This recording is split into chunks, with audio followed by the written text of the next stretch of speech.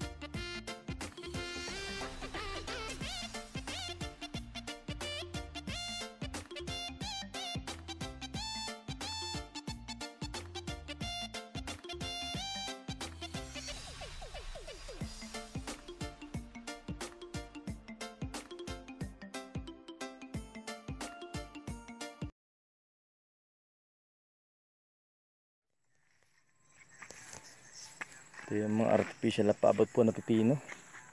Kita ba natin, bubuklatin po natin. Ayan na siya, berdeng berde agad. May damo.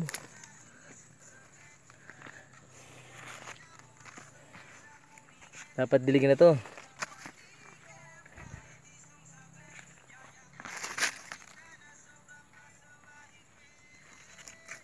Ito yung ating pipino, ito yung ating tatanim yan.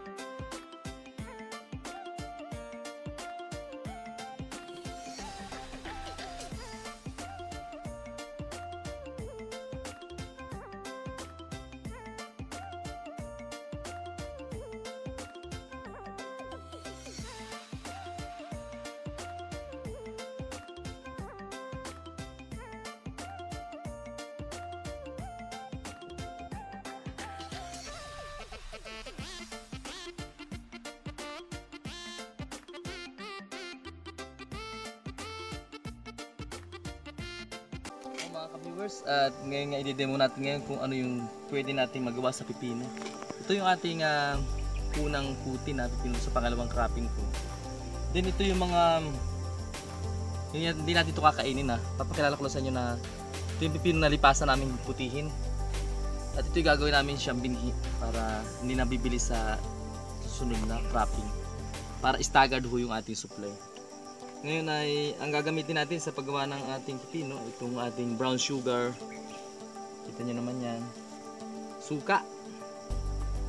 Then itong paminta. Dalawa kasi titiplahin natin at meron din tayong dalang asin. See? Ito yung naputi ko namin ngayon. Every day kasi ang pagputi namin kaya medyo konti-konti. Yan, i-day muna natin nga. Kung pwede naman na kung pwede naman siyang hindi balatan, di ba? Kung gusto niyo. Ugasan ho natin yung pipino para mas malinis. Para dalawa na. Hindi natin siya babalatan. Diretso na agad sa manipis ho yung gayat natin, mga ka-viewers, para maging malinamnam itong ating ginagawa. Simple lang itong ating gagawin, mas kasi suka lang, kaunti lang sangkap na. Alam kong ginagawa niyo to. Kung may mga recipe kayong dapat i-share sa amin sa dahil nagpo-produce tayo ng pipino, paki-comment sa baba at gagawin natin yan para mas madagdagan yung kaalaman ng ating mga viewers. Ito yung walang sayang dito mga ka-viewers, pati balat kain. At alam naman na ito kasi safe. Ito ako mismo ang nagtanim. Hindi ko ito binubumba. Kasi mahal ko kayo. Ayoko kayong mahal ko ang pamilya ko. Ayoko siyempre mahal ko ng body ko para hindi ako malason. Ha? Organic ang gawin nyo para safe. 45 days lang pwede nyo itong gawin sa inyong farm. Ay aani na kayo. Kikita na minsan dito sa amin dito ang bintahan nito 30 to 40 kilos per 30 to 40 per kilo. Yan. At maganda pa nga ang presyo ngayon.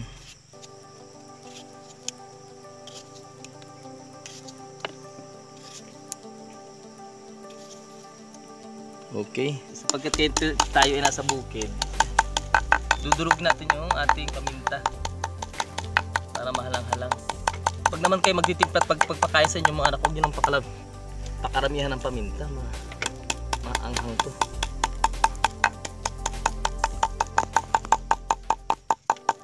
Yan ang pagtutod ng paminta, baka hindi pa nyo alam ito yung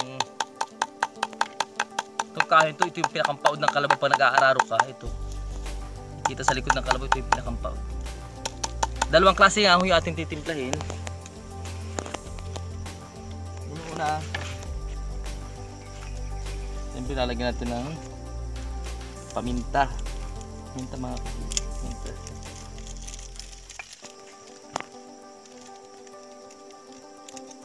Kalahati lang, malalaki pa nga ang gayat nito. Then asukal natin, ito brown sugar natin. Ganito ang tamang pagkuha ng asukal kung hindi kayo marunong, para maging malinamnam lalo ang ating pipino. Yan, namis na may kasamang sukang binili sa tindahan kasi wala pa tayo suka ng tuba. See, bubuhos natin to. Ito kalahati lang kasi dalawang putahe yung gagawin natin, na isang yari sa asin at isang yari sa asukal. Yan. Okay na yan, tama na yan. Paubusan. Kung may suka kayong tuba para mas lalong maging organic, yun ang gamitin nyo. Wala na tayo kaya bumili ako sa tindahan. Kulang pa nga ito sa suka.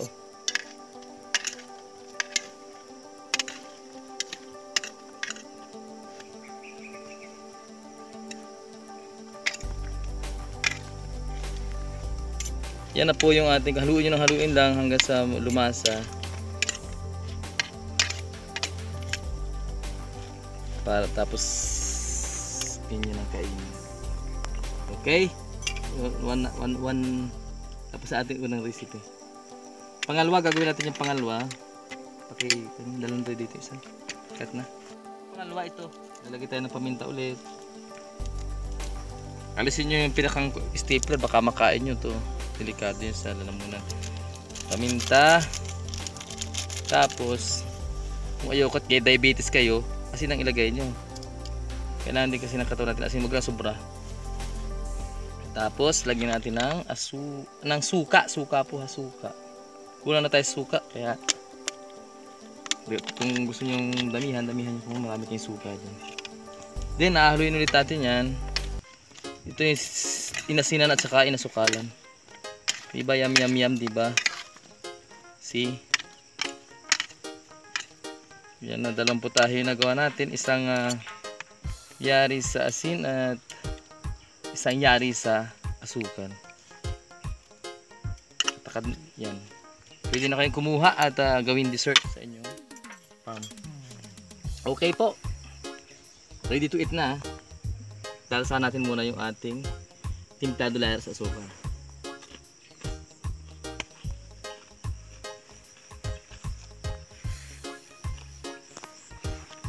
Masarap siya. Lasang pipino na may paminta.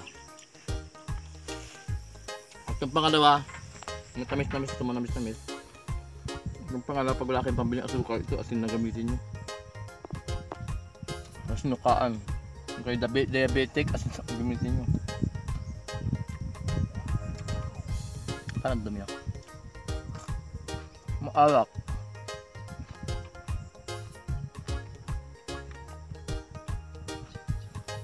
Yung mga guys na kita nyo ginawa natin, gayahin nyo, napakasarap.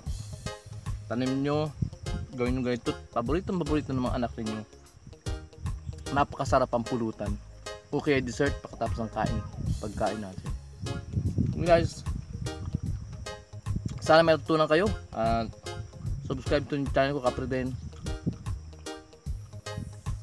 Kain kayo ng masusunod yung pagkain para malakas yung resistensya laban sa mga sakit-sakit na dumarating sa atin ngayon. Love you all.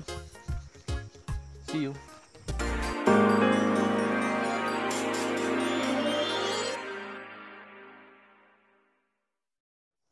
What's up mga kabiwas?